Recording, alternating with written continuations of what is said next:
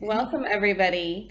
I'm Juliana Cusack here on behalf of Truth and Reconciliation team, and we're very glad to have this session on intergenerational trauma with Afka today. I'm going to briefly introduce Afka, and then she is going to get started without any delay. So, Afka Mansom is a certified hypnotherapist and NLP life coach who mainly works with clients who suffer or suffered from abuse, addiction, burnout, depression, or chronic illness. She is a part of the leading team of All In Foundation with the goal to train kids and teens on diversity and inclusion through self-awareness. She also volunteers for the Dutch Knowledge Center Transgenerational Organized Violence, which aims to achieve public recognition of its survivors through research, publications, conferences, and referrals. And that is all lots of detail and not as much color to the beautiful person of Afka. But with that formal introduction, I will pass it off to you to begin. Thank you, Juliana. I wanted to say that before we start, what we discuss here may be triggering for people because I will be explicit about some of the trauma that people may have experienced. So if you don't feel safe, call somebody you trust, make sure that they're in the house and that they can be with you if you need. Or if not, and if you don't feel comfortable, you can always watch the recording afterwards. So just let Juliana know in the chat box. She can put her email in the chat for you to mail her and get the recording later on so that you can watch this at a later stage when somebody is at home with you. Okay, so we're going to talk today about transgenerational trauma and intergenerational trauma. And transgenerational is really a people, a community that has trauma in itself. And we can think of Holocaust survivors, First Nations or Native Americans, descendants of enslaved people, but also sometimes cult-like groups. And this is what I work with in the Netherlands, for instance, that have kept to themselves for generations, and maybe the practices that they have within themselves are not considered completely healthy to outsiders. And then there's intergenerational trauma, which happens between you and your parents, for instance, or you and your children. And that can affect our body as well. So research has found that trauma changes the epigenetic settings on our DNA. So epigenetic settings on our DNA are little switches that switch the expression of a DNA formed part of the DNA. And they've even measured that before and after trauma, the epigenetic settings, the switches can be switched on and off differently, which means that you pass on different genetic information to your children before the trauma and after the trauma. It's a very interesting finding. But yeah, I'm not going to go into the science of all this, and also not of the magical world of all the woo-woo, you know, about family trauma and things that are passed on generation after generation, which maybe people knew, but science is only finding out now. But I would rather to focus on the causes and the healing of trauma. So I wanted to start with some of the really gruesome numbers on trauma, because this is American data, but 21% of Americans was sexually molested as a child, more female children than male children, apparently. But I would say that for males, it's even more difficult to speak out about sexual abuse than for females, even for females, it's hugely difficult. 28% of children is beaten by a parent to the point of a scar being left on the body. 33% of couples engage in physical violence for the children to see. 27% grew up with an alcoholic or otherwise addicted relative. 70% grew up with a mentally ill parent. And 30% witnessed, their mother being beaten or hit by their father or stepfather. So those numbers are huge. And I don't think we realize, we recognize, we don't ask our friends about these kind of things. So it's very much hidden often in the world.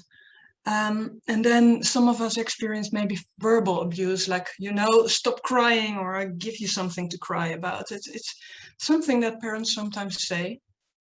And if that's repeatedly used, then that causes trauma as well. So I think what I find, especially with clients, that many grew up with so many denigrating phrases being spoken to them that they don't even realize today how that sounds. We're programmed with such low self-esteem that we fail to see what was in fact mental abuse. And over time, we really lose the ability to assess those words for their implications, for their real meaning. So many children experience jokes, if you like, oh, look what the cat dragged in, or, oh, dummy has something to say, or a client of mine heard repeatedly, who would want to marry you? And that can make a child feel really unwanted, unloved, alone. And it has a long-term impact on self-esteem. So then there's neglect. And also this is more recently found to be a big effect on PTSD symptoms and trauma. Because it doesn't even necessarily have to do with actual acts by the parents, but it could be neglect in terms of, which happens a lot in UK, Juliana, where you are, children being sent off to boarding schools at a very, very young age sometimes, so they're not supported by the parents anymore. A friend of mine actually spent a lot of his childhood in hospital and was alone. In those days and ages, they didn't have the Ronald McDonald type of environment where the parents are allowed to stay with their children for a time. So this guy, 6 years old, spent 3 months on his own, basically. That is going to be traumatic for children.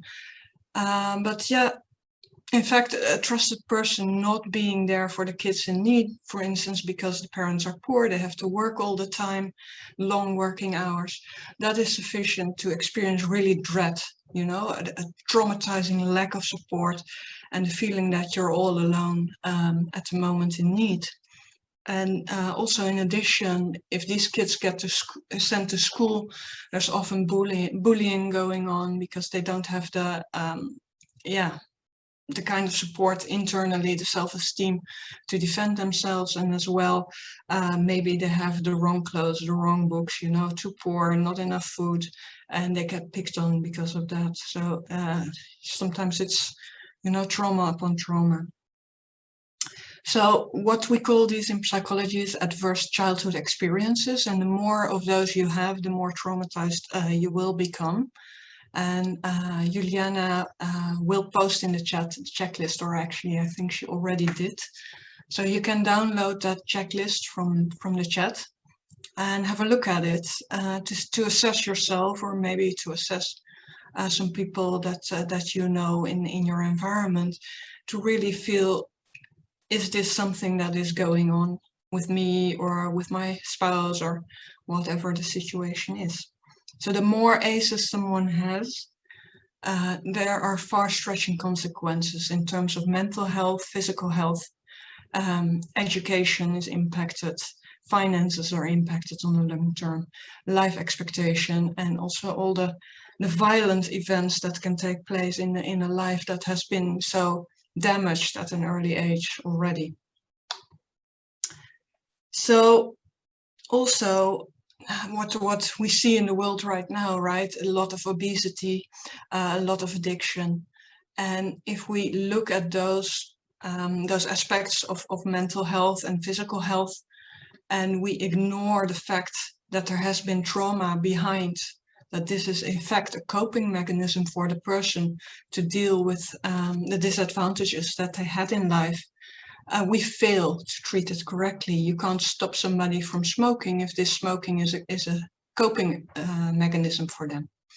And the same is true if person gains a lot of weight because they were bullied at school, for instance, and the way to avoid bullying was to be the biggest in the class. It's a perfectly normal coping mechanism, I would say. It's very effective. So we need to treat the trauma behind before we can treat the symptoms of the trauma. So for me, if we talk about truth and reconciliation in this week, it means also that we need to recognize that these so-called problems are often solutions for all of us. It's a coping mechanism and not just a little weakness that can be resolved with discipline. And I find that people often very casually make very denigrating remarks about other people on the streets, you know, without realizing maybe what is behind. So let's talk a bit more about eradicating child abuse, because it will reduce depression rates, actually by half they expect. It will reduce alcoholism by 66%, and it will reduce suicide, drug abuse, and domestic violence by 75%. So can you imagine that rather than trying to treat after the fact, like doctors do these days, you know, by giving children Ritalin or antipsychotic drugs or antidepressants to keep them in check, if they would avoid the abuse, we would avoid all these later on consequences, because of course that child is not yet an alcoholic, but could become an alcoholic because the child abuse that is taking place in their life has not been resolved. And to me, it's very upsetting to see the supremacy of the pharmaceutical companies because they exceed the power of the children, right? And just give them a pill and the problem is solved, and the parents and the teachers don't have to deal with what's behind.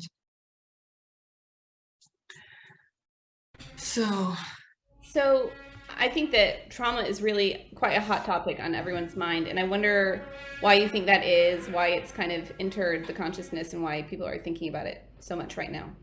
Yeah, I think that is true. I feel the same, that yeah, we didn't talk maybe a lot about trauma 10 years ago, and now it's become more and more clear, and this is also thanks to the neuroscience behind and all the psychological research, because people are getting more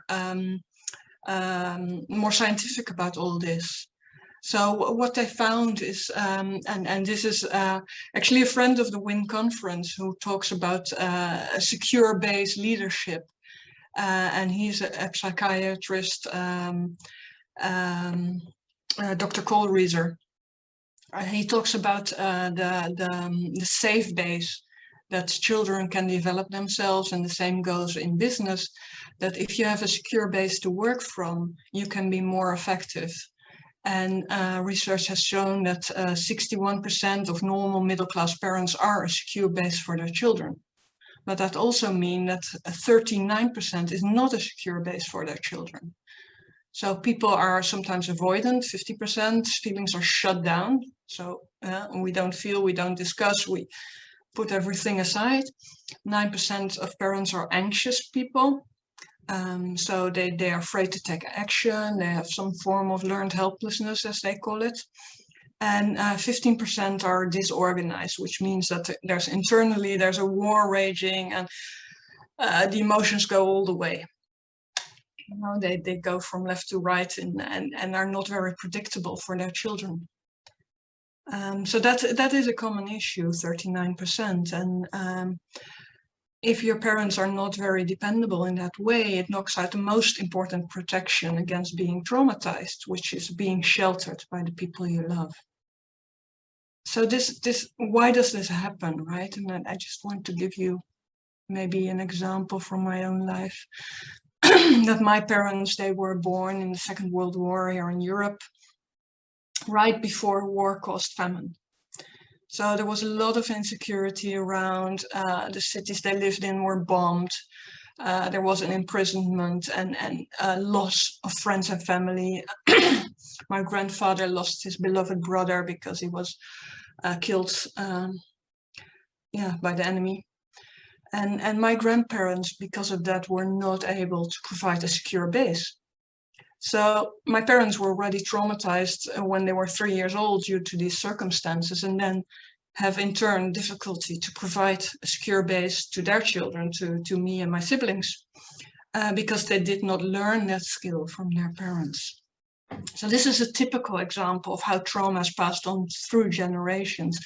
And many countries have these same experiences, right? We see wars going on today, but also for our parents and our grandparents, there have been wars or unrest or floods or all kinds of circumstances that could have led to this kind of trauma. So depending on your country and your family circumstances, your parents, your grandparents, great-grandparents, they will have had their share of difficulties. And you may already know about them, you may not, but it's worthwhile to do a research into that, because research, the knowledge, the knowing of what happened to them will allow you to have empathy for their circumstances, how they grew up, how they felt when they were little children. And it may explain a little bit of what happened, in your family. And once you have empathy, it allows you to really have a better relationship with them. Even if you don't condone maybe what happened, you at least can feel how they got damaged. And that can lead to healing. And once you heal yourself, you will be sure not to pass on that trauma to your children. Remember when I talked about the epigenetics? Once you heal trauma, the epigenetics are transformed again. So if you have a PTSD experience or sudden trauma, they see that the epigenetic switches go on and off. But once you heal trauma, the same thing happens. And diseases maybe that you would have passed on, or an addiction, some people are more vulnerable for addictions than others, will be switched off again. So that is the amazing part of the neuroscience today. But let's go back to why maybe most people remember that they have a very happy childhood, even if today you can see that they display typical trauma symptoms like depression or addiction, or maybe you feel this yourself. You go like, I don't know why I do this, I don't know why I always feel like binge eating, or whatever it is for you. I used to have, I used to buy loads and loads and loads of shoes, I had a refill, I really did refill therapy on myself, and I didn't know why. So we all have these trauma symptoms, or you see trauma symptoms in friends and family, and if you ask, they had a happy childhood. So what happened? Now, in effect, we have two senses of self. So this is all in the brain, and neuroscience has proven this. We have an autobiographical self, which creates a sense of self across time and in stories. So if we look at our past, we feel we are the same person, even though we know that basically all of our body cells change every year. How can it be that we still seem to be the same person, right? That's the autobiographical self that creates the stories, that creates a timeline in ourselves. And then we have a self-awareness self, which is a feeling self. And that is really an emotional self, which can feel the emotions, but can also change emotions. And this is how we can be a different person, or we can feel at least we're a different person in our past than now, because we used to be maybe this raging kid, and now we're much more calm, or the other way around. So when we talk about the autobiographical self, that is the self that talks to others. That's the self that has that happy childhood, because this is the stories we tell, right? We tell stories about holidays or birthdays or Christmas, or the friends we used to have, and things like that. And we don't tell the nasty stories, because it doesn't go down that well, right? And but we can see that in other people, because if you ask somebody, how was your school experience, and they go like, oh yeah, the school was fine, and you see them sinking, you already know that even though they say it was fine, that actually they're not congruent, right? The inner child speaks with the body, it doesn't speak with the words. So I talked a lot already. Maybe somebody has questions, and you can put your questions in the chat, and Juliana will read them, or you can raise your hand maybe and unmute yourself and ask the question. I'll just give you a moment to see.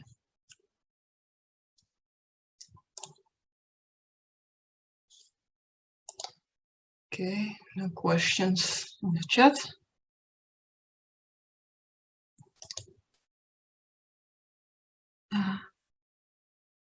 So Juliana, is the ACE document in the chat? Yes, so everyone can see. Yeah, okay, so people can find that there. Yes. Okay, so I gather no questions. I'll keep talking. We do have a question from Susie. Oh, okay, great. How do you heal this trauma? Yeah, so we'll get to that. Absolutely. I'll get to the healing, and I'll have some recommendations come a little bit later, because I want to end with that after we've gone through maybe the aspects, and also about the symptoms a little bit.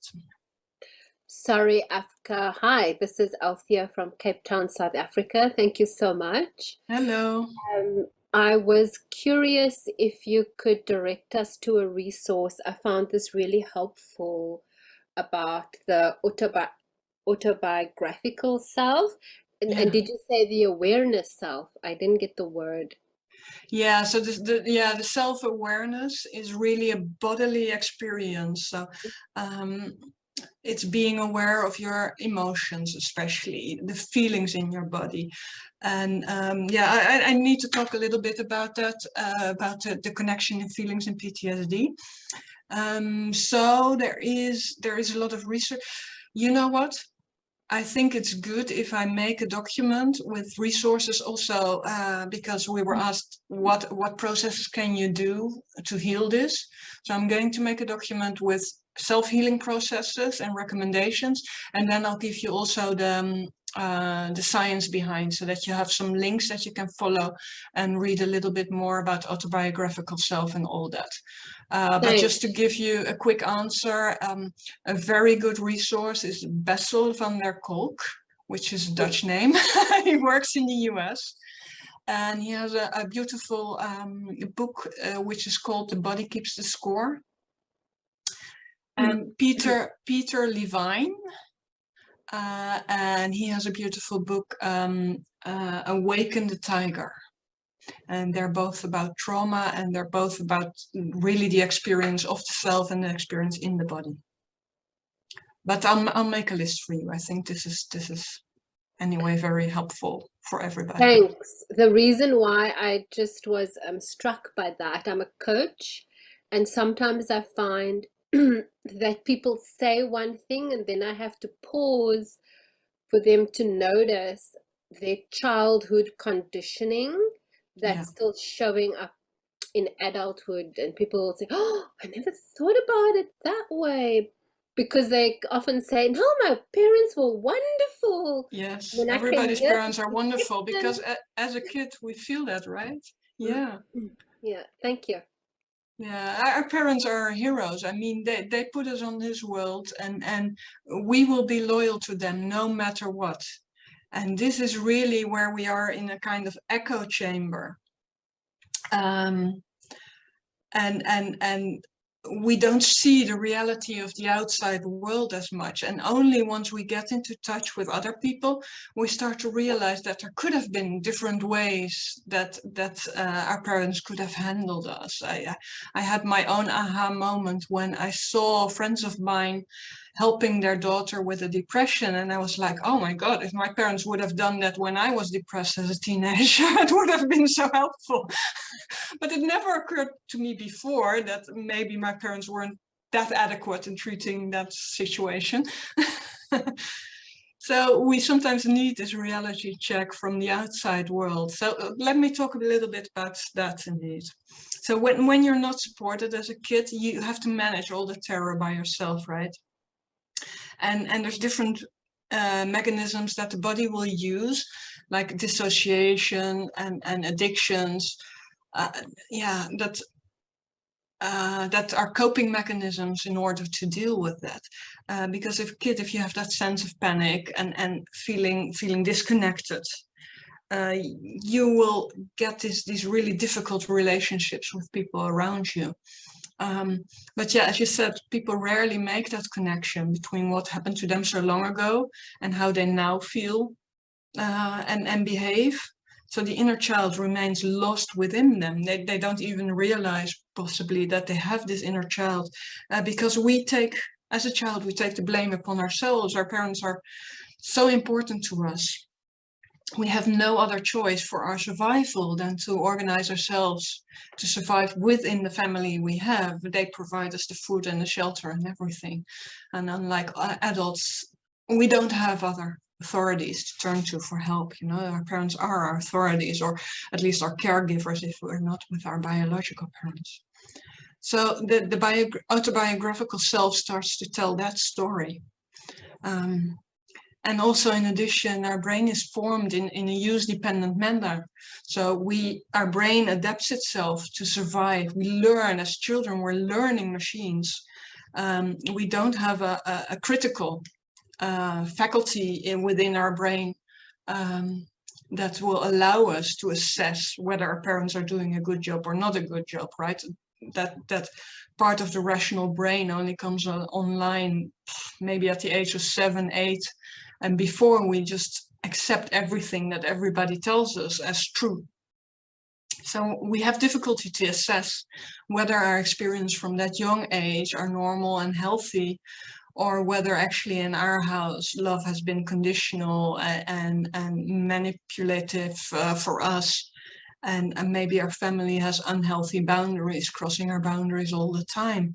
And our prefrontal cortex, that rational brain, is simply not yet online for us to assess what is going on. So we accept this reality as our reality, and this is our story.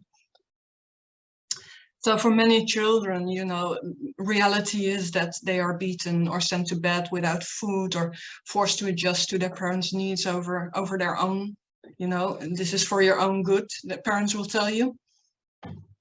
And sometimes they're forced to apologize for the honest emotions. You know, if you're angry as a kid, you get sent, you know, you get put in the corner in the school classroom and you get sent to bed or whatever. And so this is very disrespectful in essence towards children.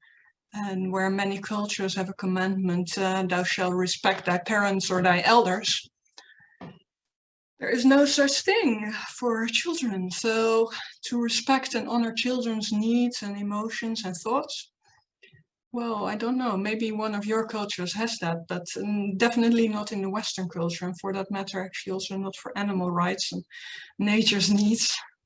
So this is what happens.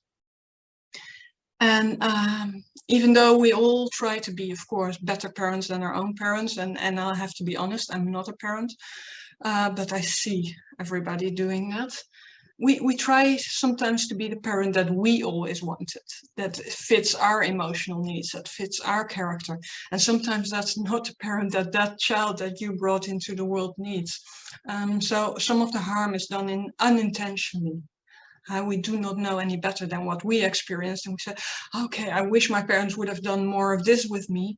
And if you were a child that was not stimulated enough, you may try to stimulate your child, but maybe your child is an oversensitive child and doesn't need extra stimulation, right? So only when we get out of our own experience, our own echo room, we can assess our childhood and resolve the traumas as we learn to see reality as an outsider from our childhood story. So maybe that was a little bit of an answer to that question. So yeah, and also, you know, we cannot assess rationally what happened. We need to feel that inner child that I was talking about. How did our situation make us feel? Because hopefully most of our parents had the best intentions, but maybe even their best intentions did not make us feel good inside. And we will hide, as a child, we will hide our true feelings out of loyalty for our parents, because we don't want to upset our mother, we don't want to upset our father. And sometimes that can even be dangerous for a kid, you know, if the parent we love and admire is also sometimes the scary, stressed, angry, hitting parent, then our inner systems go to war with themselves, because who do we love now? Huh? Somebody that hurts us, and that causes great misery for many people. So when we have experienced these type of traumas, what I find is that it takes more and more energy over the years to keep functioning. So people that could handle their childhood when they were in their 20s or early 30s, by the end of their 30s, 40s, this is when they start to seek help, because you can't keep functioning in a high-level job, you know, an important stressful job, while you're carrying all that memory of the terror and the weakness and the vulnerability that you felt as a child, which is sometimes hidden in shame and guilt.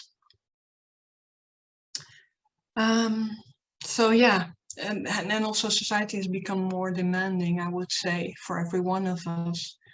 And I think that's one of the reasons that we see more and more burnout and depression and addiction today than maybe 30 years ago.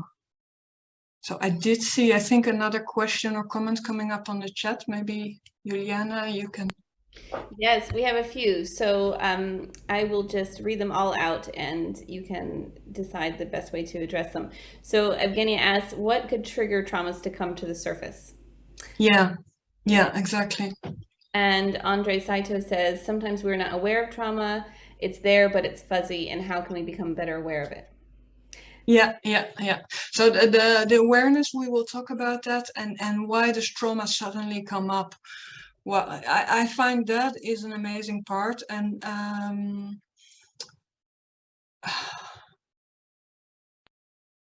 okay, so I don't want to go all gory on you, but what I do find is that suddenly something can happen in your life which makes you remember from the body something that happened to you before. And this is really the cell memory that we sometimes have in our body, or that we we actually all have in our body, that reminds us suddenly, and that triggers then maybe the trauma to come up. So I'm not going to give you nasty details because I don't want to be too triggering, but let's think about the smell of cookies. And suddenly you remember being in your grandmother's kitchen, or somebody who used to love to bake. And the same can happen with maybe in Western Europe, the smell of pines, which can remind us of Christmas. Maybe it's yeah, I don't know what it is for you. It could be a piece of music, and suddenly you're transported back to your first kiss with somebody, or your first love. So these things happen in good ways, but sometimes they happen similarly in bad ways. So a sudden touch, a sudden piece of music, a sudden smell, a sudden taste can trigger us and can bring back the trauma. And once you're old enough, because the body always tries to heal itself, we always work towards healing and closure. So when you're ready mentally, the trauma will come up. It will present itself in order to be healed, because we seek that healing. So it's horrible, of course, if you suddenly remember something that happened to you, which you kind of luckily didn't remember before. But it was also because as a child you didn't have the capabilities to deal with it, and now you're old enough and you have the resources to be able to deal with it, and your unconscious will bring it up in order to do so. So I guess that's the answer to that. So we're going to go back to the trauma, to treating the trauma, because somebody else had that question. So there are basically three ways to go and handle this. So one is really top down, where we reconnect with others, allowing ourselves to know and understand. So for many people, this is already a big step, because rather than allowing themselves to know and feel and understand, they will take a drug, a sleeping pill or something like that. So this is step one, or part of the avenue, that we understand what is going on with you, and that we can allow ourselves, and that we actually have the resources within to process the memories of trauma into a story like any other story. We are able to do that. Now you can take a medicine to make sure that you shut down some of the overwhelming alarm reactions, and while using other technologies and techniques to change the way that the brain organizes this type of trauma information. Like, you can use EMDR, and I will give you some more effective processes later on. I will mention them so that you can research them for yourself or for your clients. So that is more the medical way of treating it. And then there's bottom up, and this is what Bessel van der Kolk and Peter Levine, that I mentioned before, are working with, and that is allowing the body to have the experiences that contradict and help you to see from the outside what happened to you as a child, so that you can deal with the helplessness and the rage and all the freeze and collapse that maybe resulted from the trauma. And these body experiences also, I will give you some more tools to use. So yeah, we talked a bit about allowing ourselves to know and to understand how our childhood was really, other than the autobiographical story. And then in the second half of the workshop, we'll do a process to allow the body to process a particular part of the trauma. I know we have a few more questions. Take a breath. Yeah. Sorry, yeah, go ahead. I think we have a few questions in the box, but so I might read those out and also ask an additional question. Amandeep says that she feels there might have been some type of oppression or abuse experienced by females in her family, mothers and grandmothers, great-grandmothers, and part of her wants to know about that and talk about that to her mother, but at the same time, she's scared of finding something very hurtful or traumatic. And she wants to add that she is loved by both of her parents. Should she talk about it or not? And one additional question from Evgenia is that such body memories that wake up and trigger a trauma, could they be memories recorded in our epigenetics coming from intergenerational traumas? Yes. And she says, thank you. So maybe this. Yes. Important questions. Yeah, Virginia, yes, absolutely. So when we talk about intergenerational or transgenerational trauma, the trauma can be stored in our epigenetics in our body and transitioned in that way. I think science has come so far to actually deem that is true. And I recently even saw a court case from the International Court of Justice in The Hague, where they admitted that this type of trauma does exist. So that is absolutely true. Now, talking about your own family trauma, the most important thing to do first and foremost is to heal yourself. Because what I find with clients, that if they are not sufficiently healed and they talk to the family, and the family is in this culture of not understanding that what is happening within the family is not okay, is not healthy. The trauma is in an echo chamber.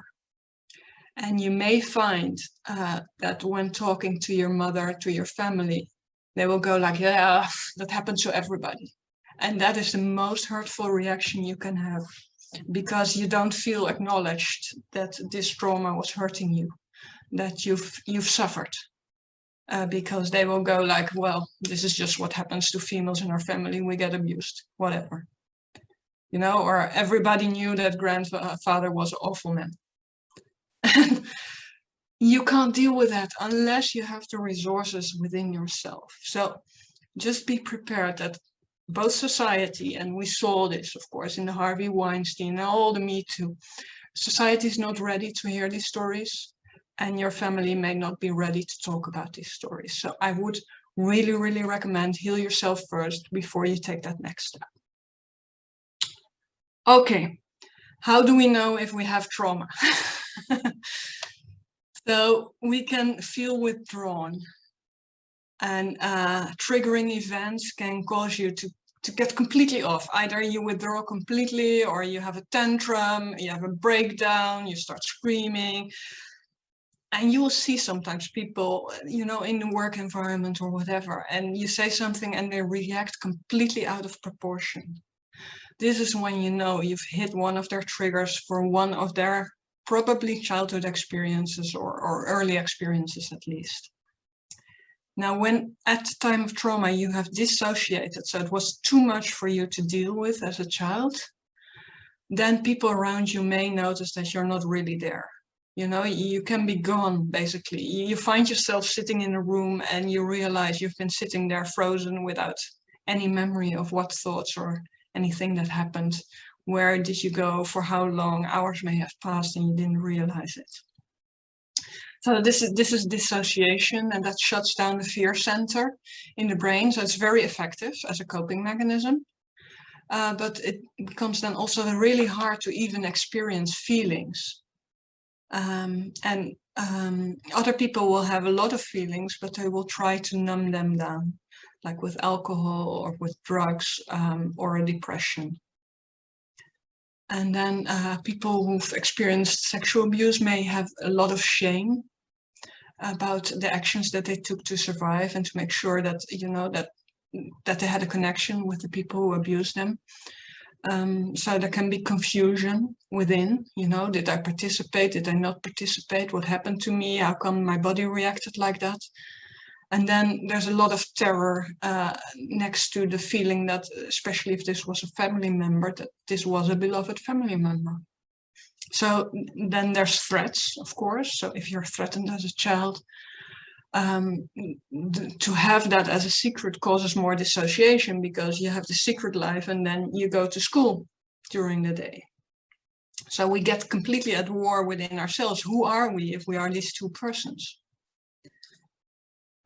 So that is something that you can feel inside, and then you can have a lot of lonesomeness because you're not going to talk about this. It's, you know, this is a buzz killer if you're sitting at the dinner table and you go like, yeah, me too. It's hard. So you may not feel seen, heard, or taken into account. Your real core self that wants to talk about this is something that usually we've been hiding for many, many, many years. So, and then it becomes very difficult to be creative, to be playful, to be joyful, and to experience. Instead, we experience maybe flashbacks or nightmares, or we're haunted by memories from time to time. And this changes our perspective of the world. So what happens is, for an abused person, there are unexpected triggers, and you will notice that in people who are abused. So being able to feel safe is a very important aspect of mental health, and a satisfying life. But this is very difficult for victims of PTSD and trauma, because you cannot quite explain what happened to you. And in fact, in neuroscience, they've shown that the Broca's area, which is the speech center of the brain, really goes offline when you're reliving trauma. So you're quite literally stuck in speechless terror. There is no words. I have no words for this. It's an absolutely accurate phrase, because that center of speech is going offline at that moment. So for the victim to recount, you know, in a coherent way what happened to them is very difficult. And this means also that when you try to talk about it, as we were talking about, I want to talk to my family about this, your story will have difficulty to come out in a coherent way. And people will find in court or wherever, at the police, when they try to report that they are not believed, because their story is composed of flashbacks, images that are just happening to them. So when we go into the practice, this is what we'll work with, because the flashbacks are images that are happening in the right side of the brain. and the practice will connect the right and the left side of the brain together. So we connect and make, by the connection, make it possible to start telling the story. Now, if you don't have PTSD or really severe trauma, but you experience normal stress and anxiety, this practice works equally good. It's the reverse system though. And normal anxiety is usually a left brain issue because it's thoughts, ruminating, going around in circles and circles, the worrying about it. And by doing this practice, you'll connect that side of the brain to the other side, resolving also your problem. So it helps both for stress and for trauma.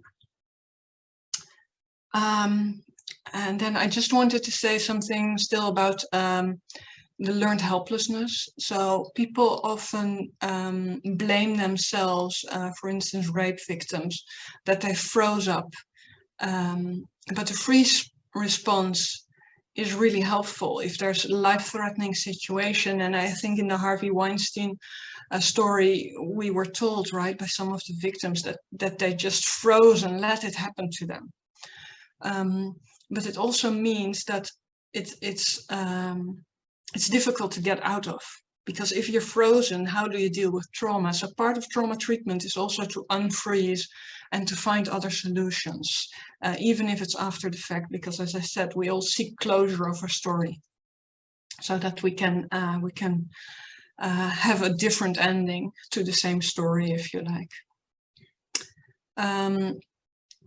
Maybe that freeze response is also important to mention in case you see, you know, friends or family stuck in a bad marriage where the woman is beaten, or people, you know, in a sexually abused victim in an organized crime ring who is not trying to get out. It's because they're frozen. They're frozen in their trauma and they don't know how to deal with this. You know, the devil you know is better than the devil you don't sometimes. And we all habitually seek what is familiar and not necessarily what is healthy, because we have no perspective of what is healthy. Whew, a lot of talking. So any other questions? Because I really need to go into the practice. Otherwise, I will go over time. So, all right. So let's go into the practice. And I will, as I promised, right, I will send you some of the methods to get in touch with the body, because the most important in case of trauma and PTSD to first get in touch with the body, feel on the inside what is going on. We don't need to know what happened in order to deal with it, because we follow the trauma in the body, we follow the physical sense. So with many clients, I actually work content-free. One thing is, these stories are sometimes so difficult to deal with that also for me it's more healthy not to know all the details. But also because sometimes the clients were so young, they don't, you know, other than a few flashes, they don't really have a story. But they feel in their body that something is wrong. They feel the terror, they feel the fear, they feel the anger maybe. And that we can heal without even knowing what exactly happened. So maybe the lady who was saying, I think there's things happening with the females in my family. Maybe you don't even know whether something happened to you, but that doesn't matter. We can work with it as it is, and it will resolve itself. Okay, so I see question from Eugenia. Yes, so Evgenia asked, when you said we have first to heal ourselves prior to talking to the family, do you mean that we first need to reach the psycho-bridger status? Sorry, the Psycho-bridger status? I don't know what that exactly means, psycho-bridger status. Can you explain, Eugenia?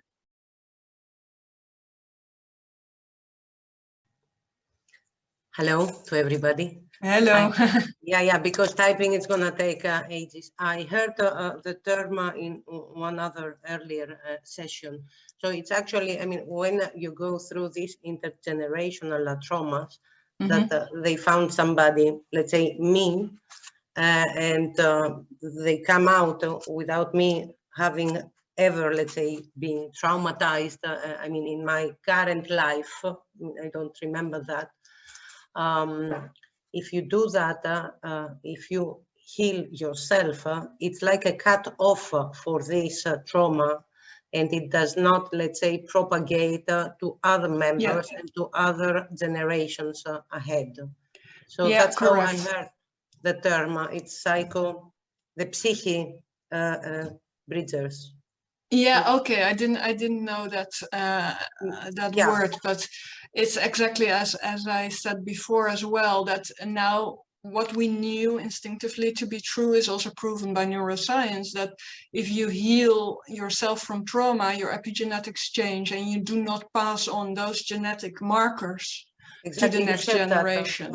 About the Apart from that, if we are more healthy in ourselves, we spread that to other people, right? Because we're not being triggered, we're not triggering others in the same way. As we say, hurt people hurt people. If we stop being hurt ourselves, we won't hurt other people anymore either.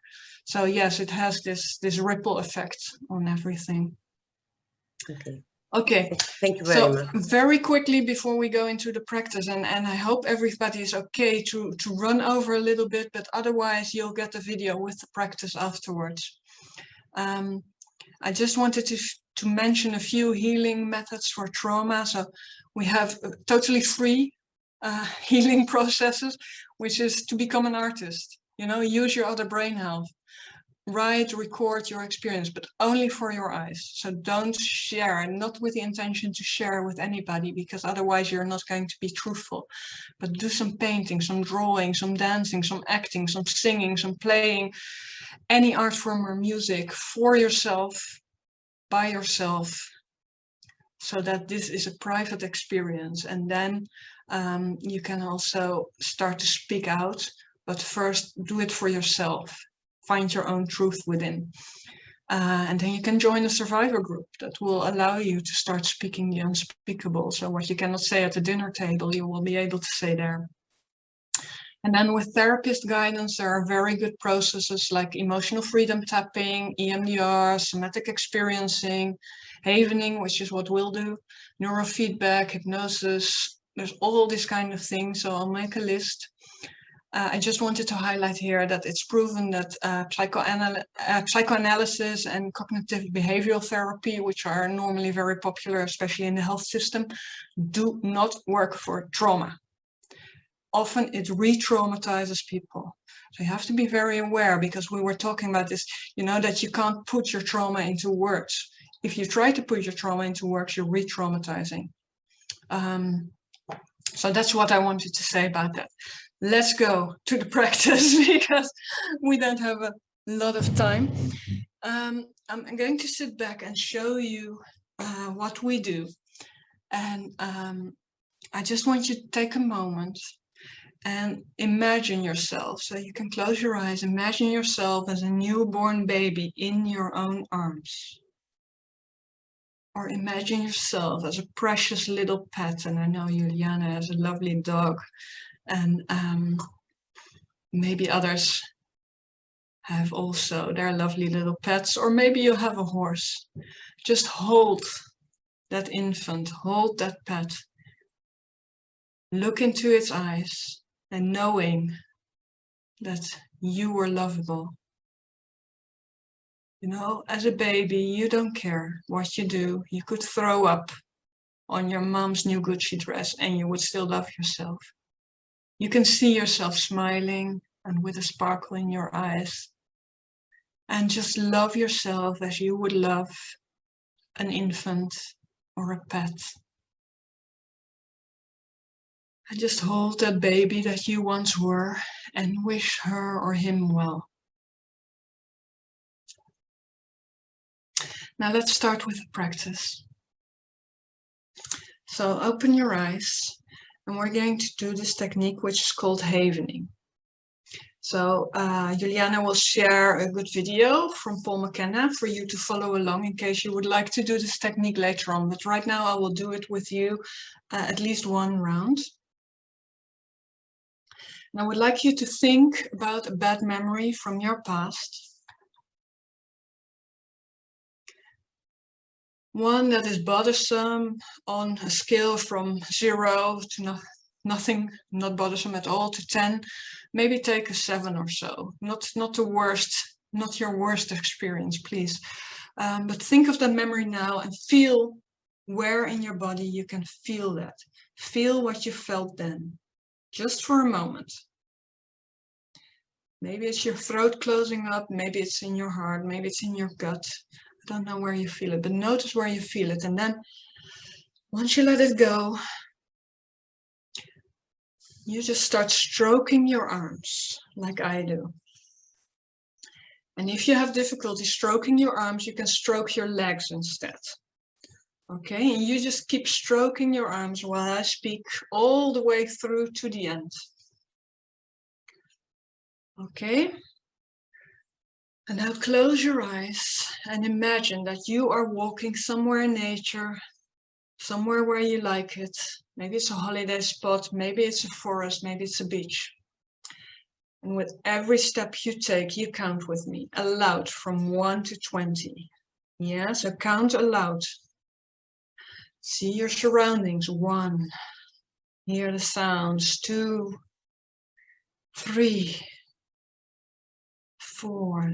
Feel the ground beneath your feet, 5, 6, 7, 8, 9. Smell the fresh air, 10, 11, 12. Keep stroking, 13, 14, 15, 16, count aloud, 17, 18, 19, 20. And now open your eyes, and while you keep stroking your arms and keep your head still, move only your eyes from the right to the left. And maybe in the screen it's the opposite when I say right and left.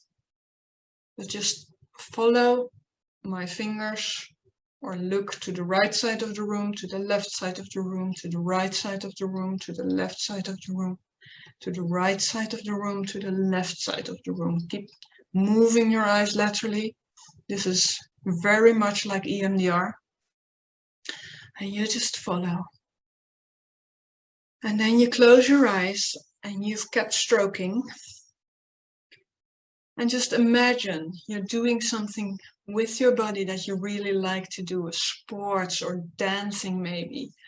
I love swimming and I love sitting on a swing and going back and forth. Or maybe you just like to keep walking, and we start counting again. 1, feel that movement. 2, notice where you are. 3, count out loud with me. 4, 5, 6, 7, notice your surroundings. 8, 9, 10, smell the air.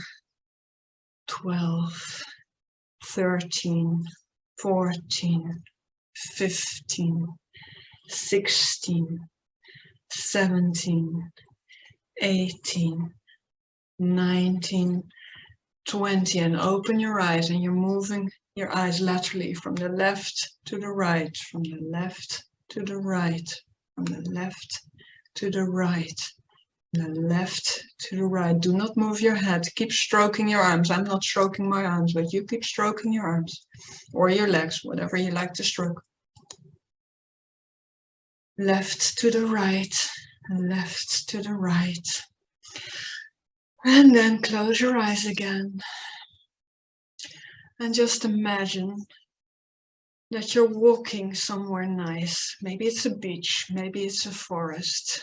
Maybe you're walking up a mountain and you count your steps. Look at your feet. 1, 2, 3. Feel that movement. 4, 5, 6, 7, 8. Deep sigh. 9.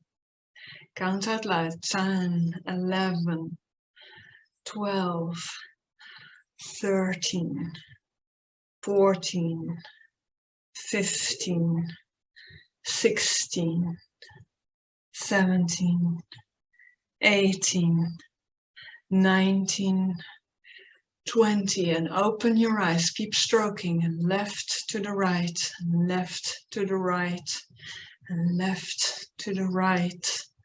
Notice the room you're in. Left to the right, left to the right, left to the right. Just feel the tension draining from your body. Left to the right.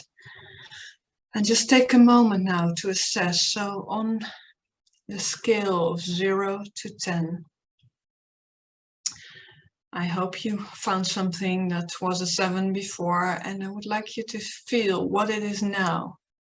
How heavy is it? And can you put in the chat what your scale was before and what your scale is now?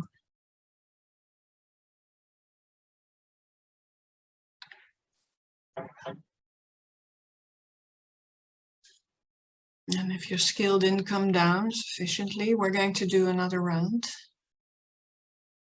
Okay, so that's a really good one.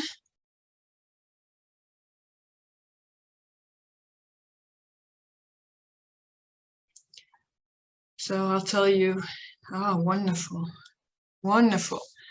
So actually we should do one more round to get everybody to 0.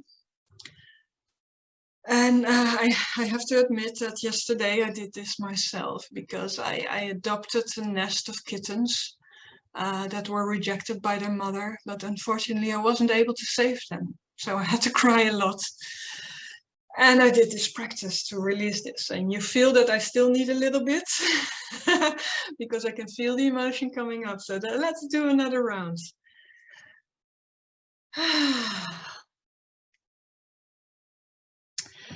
So feel that feeling. Where was it in your body? Did your throat tighten up? You know, was it your heart? Was it your gut? Did you feel the need to run away? Maybe you had a headache. Feel that moment for a little while. And if you don't feel it anymore, because I see here a Dutch reply from my sister, nice of you to join me, that she went to 0. So start with another process. If you feel that a 1 or a 0 is quite enough for you, think of another memory or bad feeling that you have and work on that instead. All right, so close your eyes and start walking.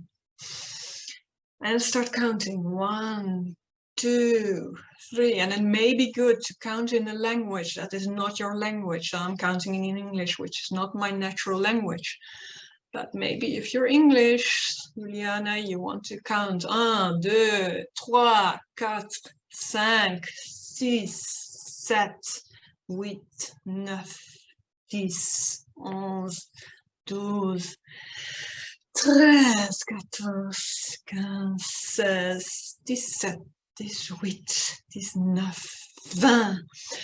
And open your eyes and move your eyes laterally, left to the right, left to the right, left to the right, left to the right, left to the right, left to the right. And you keep stroking your arms. And close your eyes. And we start, I don't know, dancing, skiing. Do something you love to do, swimming, playing soccer. I don't know what it is for you, but keep moving. 1, 2, notice your feet, notice where you are. 3, 4, smell the air. 5, 6, look at your surroundings. 7, 8, 9, 10, 11, 12, 13, 14, 15, 16, 17, 18, 19, 20. And open your eyes and look from the left to the right, from the left to the right, from the left to the right, from the left to the right, from the left to the right. And close your eyes and do what you love to do. Be at a place you love to be. Be on a holiday spot. See a beautiful sunset. Walk on a beach wherever you are. And just count with me your steps. 1, 2, 3. Count out loud. 4, 5, 6, 7, 8. And if you're tired from stroking your arms, you can stroke your legs. 9, 10, 11, 12, 13, 14, 15, 16, 17, 18, 19, 20. Look from the left to the right. Last time, left to the right, left to the right, left to the right, left to the right, left to the right, left to the right. Deep sigh, peace, everyone. And notice your score going down again. I am sure that maybe you took a new one, because if you had a 1 or 2, you started working on a new one. Maybe your 2 or 3 went down to a 0 right now. And if it didn't go yet, we have that video, Paul McKenna, on YouTube. The process is called havening. I think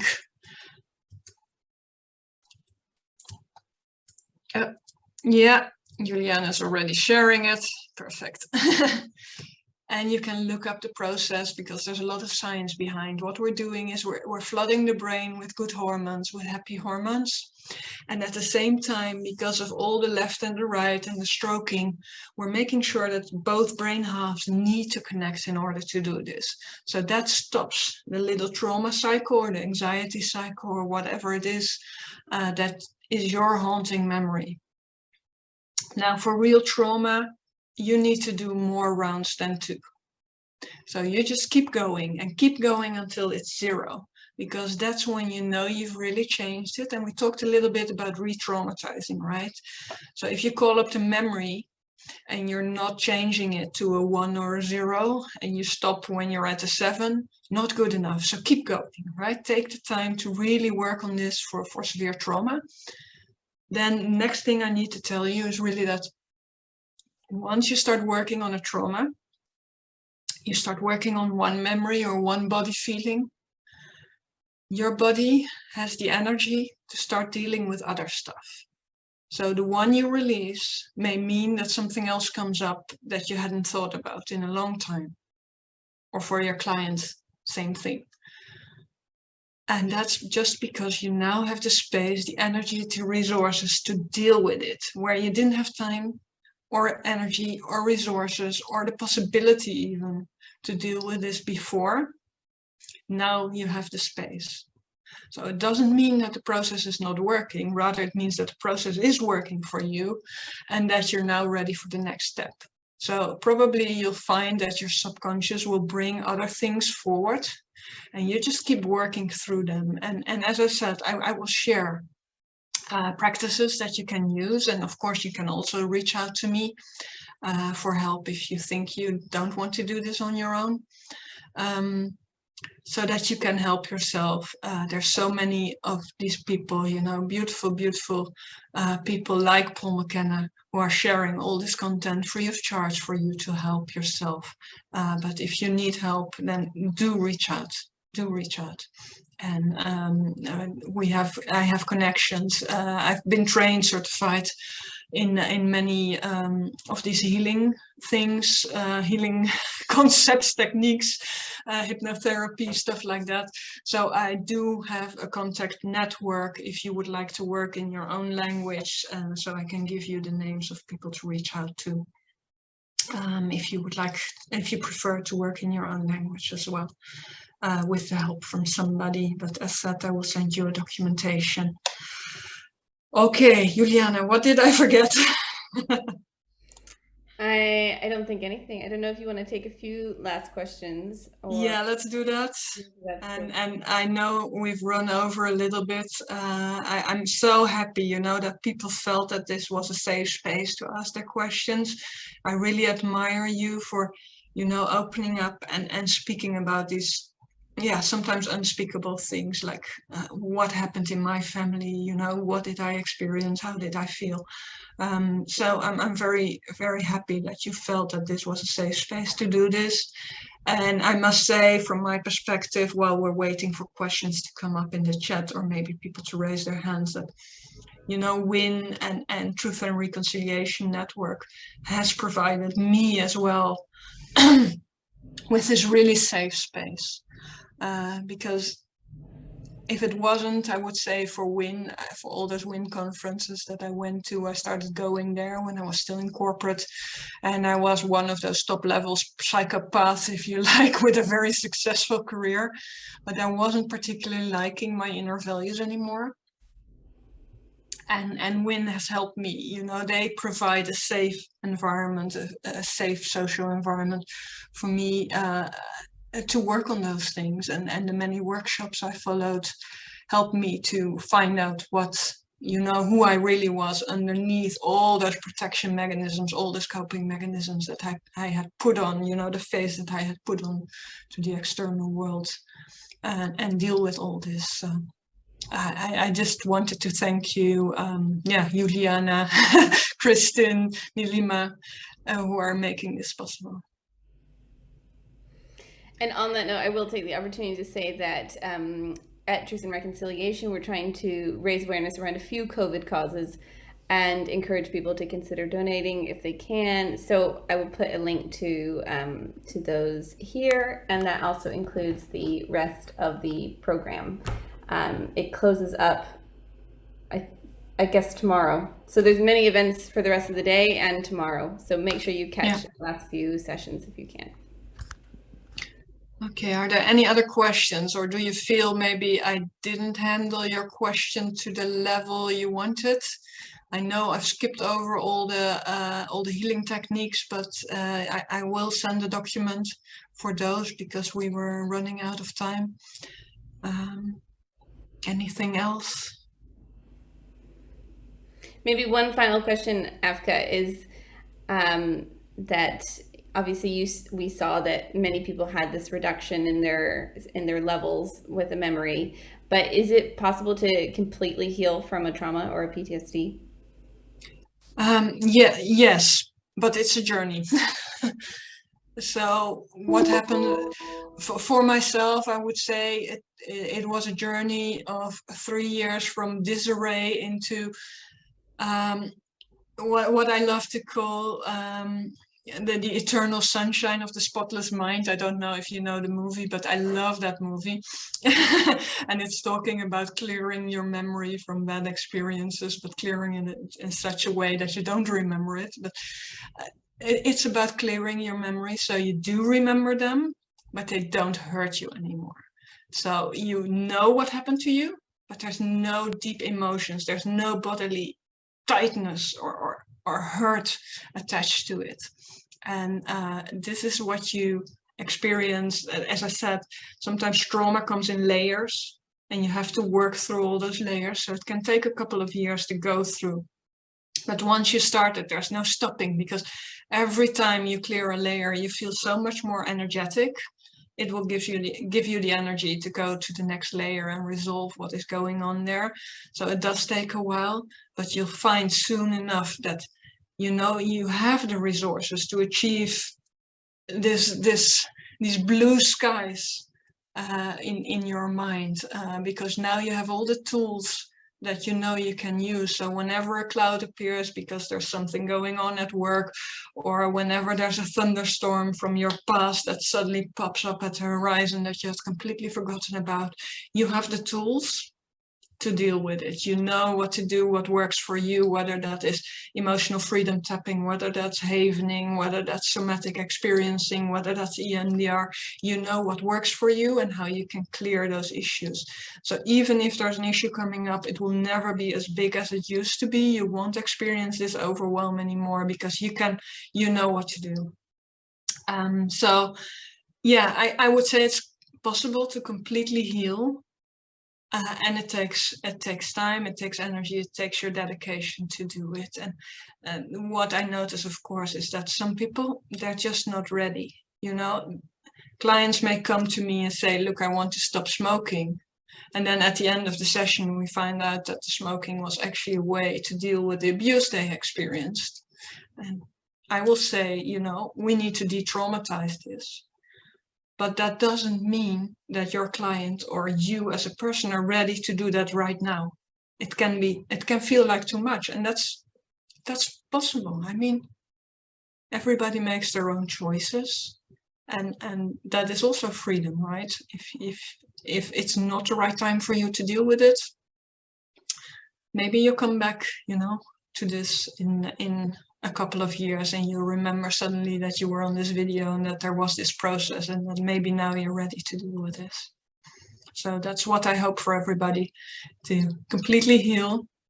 And yes, it takes time. Thank you. Thank you so much for all of your attendance. And well, look forward to speaking with you.